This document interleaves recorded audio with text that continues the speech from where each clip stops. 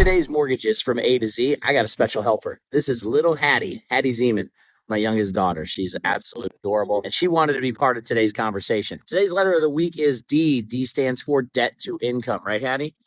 That corresponds to the amount of income that you have coming in to the amount of money that's being spent on your proposed housing payment, plus all other expenses that come off the credit reports.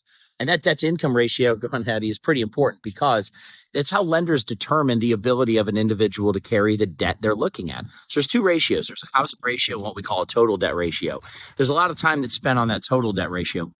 The mortgage industry says somewhere in the neighborhood of 45% is about the max. There are programs and special circumstances where that number can grow and can grow as high as 50-some%, 55, 56%. And in some VA loans that we've done, we've seen it as high as 63. So we have to be very, very careful that morally and ethically we're doing the right things here.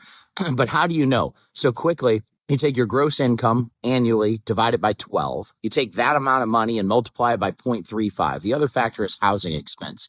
So you really shouldn't exceed about 35% of your gross income towards housing debt. So multiply your monthly income gross, again, before taxes, by 0.35. And that gives you the amount of money, monthly payment that you should be able to carry. So obviously, if there's 2 or 3 people going on the mortgage in the household, you take all of their monthly income and add it together. That's just a quick little tip on DTI.